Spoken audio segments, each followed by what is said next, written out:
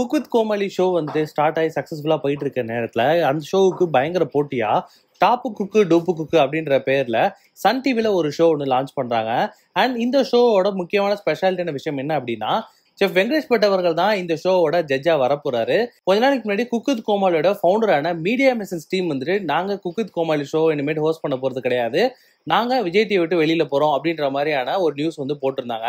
And அவங்களை தொடர்ந்து chef Venkatesh but அவர்களும் வந்து எனக்கும் விஜய் டிவிக்குமான ஜேர்னி வந்து இதோட முடியுது, நான் இனிமேட்டு விஜய் டிவில ஷோ பண்ண போறது கிடையாது, நான் வேற ஒரு சேனல்ல வேற ஒரு ஷோ தான் வந்து பண்ண போறேன் அப்படின்ற மாதிரி அவரும் சொல்லியிருந்தாரு.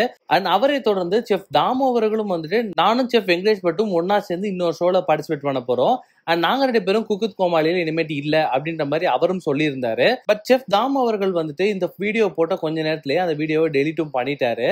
டாப்பு குக்கு டூப்பு குக்கு ஷோல தீபா அவர்கள் வந்துட்டு ஒன் ஆஃப் த கோமாளியா பார்ட்டிசிபேட் பண்ணிட்டாங்க. அண்ட் அவங்க ரொம்ப ரீசெண்டா ஒரு இன்டர்வியூ கொடுத்திருந்தாங்க. தாமு அவர்களுக்கு போன் பண்ணி பேசியிருந்தாங்க. அண்ட் அந்த டைம்ல வந்து செஃப் தாமு அவர்கள் ரொம்ப எமோஷனலா ஒரு சில விஷயங்கள் ஷேர் பண்ணியிருந்தாரு.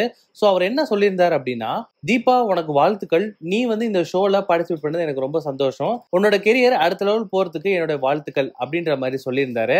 அது மட்டும் இல்லாம உனக்கு மட்டும் இல்லாம எல்லாத்துக்குமே வந்து என்னுடைய வாழ்த்துக்களை நான் தெரிவிச்சுக்கிறேன் அப்படின்ற மாதிரி அவர் சொல்லியிருந்தாரு.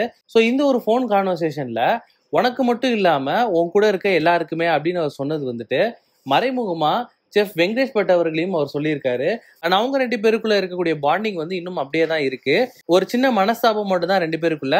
ரொம்ப சீக்கிரமா அவங்க 2 பேரும் ஒன்னா சேர்ந்து ஒரு சில வீடியோஸும் போஸ்ட் பண்ணுவாங்க அப்படின்னு சொல்லி எல்லாரும் பயங்கர வெயிட்டும் பண்ணிட்டு இருக்காங்க.